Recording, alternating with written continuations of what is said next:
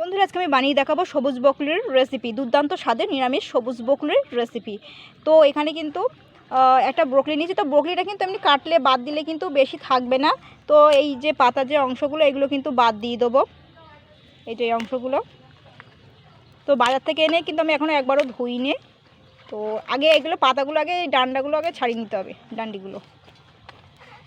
তো এবারে এই যে মোটা অংশটা আমি কিন্তু বাদ দিয়ে দেবো, বটিতেই আমি কিন্তু কেটে নেবো। এই যে টুকরোগুলো এইভাবে আমি কেটে নেব, এইভাবে বকলিটা। দেখুন, ছুরি লাগবে না, এই যে এইভাবে করে নেব।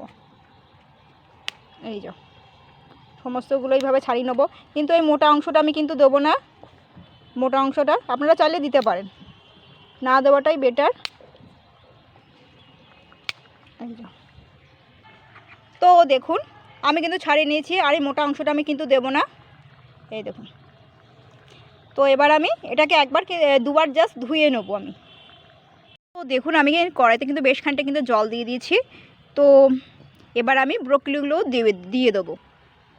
তো এবার আমি কিন্তু ধুয়ে রাখা ব্রকলিগুলো দিয়ে দেবো। তো এগুলো কিন্তু আমি একটু বড় বড় সাইজে রেখেছি, আপনারা চাইলে কিন্তু ছোটো সাইজেরও করতে, মানে টুকরো টুকরো করে করতে পারেন। একটু বড় বড় করে রেখেছি।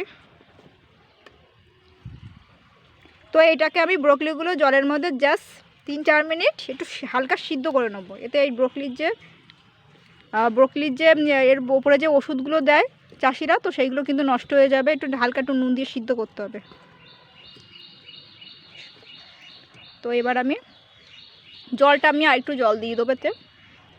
তো এরপর দিয়ে কিন্তু সামান্য একটু নুন দিয়ে দেবো। তো এবার আমি এটাকে এরকম 3-4 মিনিট ভালো করে কিন্তু একটুখানি ভাপিয়ে বা সিদ্ধ করে নেব। তো দেখুন, আমি কিন্তু ব্রকলিতে কিছু কিছু সবজি অ্যাড করব। সেটা হচ্ছে গাজর, আলু আর হচ্ছে কড়াইশুঁটি। তো আলুটা কিন্তু খোসা ছাড়িয়ে কিন্তু আমি আলু ভাজার মতন কুটিয়ে নিয়েছি। গাজরটাও তাই খোসা ছাড়িয়ে আলু ভাজার মতন কুটিয়ে নিয়েছি সরু সরু করে। আর বেশ কয়েকটা কড়াইশুঁটি নিয়েছি। তো এগুলো সবই কিন্তু ধোয়া। আর মশলা বলতে আমি কিন্তু এখানে 3খানা বড় সাইজের টমেটো নিয়েছি, আর 2খানা বড় সাইজের পেঁয়াজ নিয়েছি, ডুমু করে কেটে নিয়েছি। আর 8-10টা বড় সাইজের এরকম রসুন, 8-10টা রসুন এরকম ছাড়িয়ে নিয়েছি। আর আমি কিন্তু আদা ব্যবহার করব না, আদা দিলে টেস্টটা আরেক রকম টেস্ট হয়ে যাবে। তো আমি এই রসুন নিয়েছি বেশি করে, আর হচ্ছে টমেটো, পেঁয়াজ, এই তিনটেই নিয়েছি। আমি কিন্তু এই তিনটেই কিন্তু পেস্ট করে নেব। তো দেখুন, এটা কিন্তু ব্রকলিটা ভাপিয়ে নিয়েছি 3-4 মিনিট ধরে। তো এবার আমি কিন্তু এই ব্রকলির জলটা ফেলে দেবো, দিয়ে আমি কিন্তু ঠান্ডা জলে আরও 2 মিনিট দুবার মতন ধুয়ে নেব। ঠান্ডা জলে আর কি দুবার ধুয়ে নিতে হবে। আমি কিন্তু ব্রকলিটা কিন্তু নামিয়ে নিয়ে ঠান্ডা জলে ধুয়ে নিয়েছি। তো এবার আমি কড়াইতে কিন্তু সর্ষের তেল দিয়ে দিচ্ছি। তো সর্ষের তেলটা একটু গরম হয়ে গেলে সাদা জিরে ফোড়ন দেবো। সর্ষের তেলটা গরম হয়ে গেছে, এবার সাদা জিরে ফোড়ন দিচ্ছি 1 চামচ। সাদা জিরে ফোড়ন দেওয়ার পরে কিন্তু আমি কেটে ধুয়ে রাখা গাজর আর আলু দিগুলো দিয়ে দিচ্ছি, কড়াইশুঁটিগুলো দিয়ে দেবো।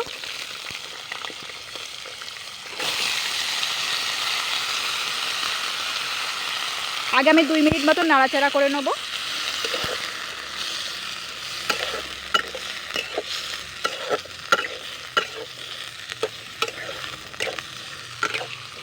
তো এবার আমি এখানে কিন্তু 1 চামচ নুন, হলুদ গুঁড়ো আর লঙ্কা গুঁড়ো 2 চামচ দিয়ে দিচ্ছি। এটা দিয়ে আমি আবারও একটুখানি হালকা করে ভাজা করে নেব 2 মিনিট মতো।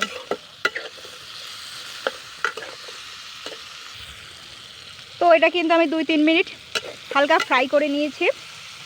এবার আমি এখানে কিন্তু 1 চামচ চিনি দিয়ে দিচ্ছি। আর যে পেস্টটার কথা বলেছিলাম, টমেটো, 3খানা টমেটো, পেঁয়াজ আর রসুনটা, সেটা কিন্তু আমি এবার দিয়ে দিচ্ছি। এটা দিয়ে আমি এবারে কষিয়ে নেব।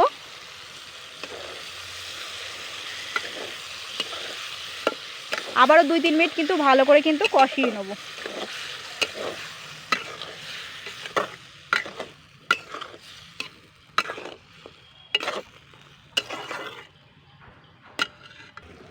তো দেখুন, আমি কিন্তু আবারও কষিয়ে নিয়েছি। তো এবারে আমি ব্রকলিগুলো দিয়ে দেবো। আমি কিন্তু ঠান্ডা জলে ধুয়ে রেখেছিলাম ব্রকলিগুলো।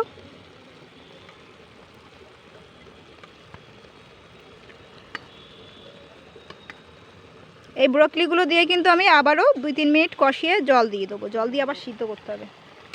তো আমি একটুখানি আবারও 2-3 মিনিট একটুখানি হালকা কষিয়ে নেব।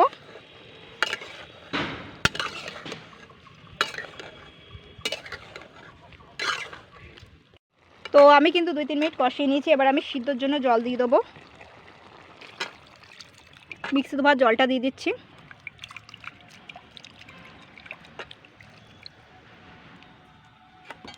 খুব বেশি জল দেবেন না কিন্তু।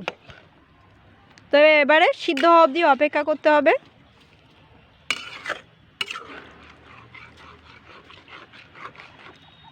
এটা কিন্তু সিদ্ধ হয়ে গেছে। তো এবার নামানোর আগে একটু কিন্তু গরম মশলা দিয়ে দিচ্ছি,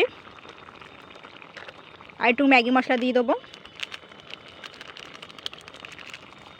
হালকা নাড়াচাড়া করে নেবো আর নামিয়ে নেব।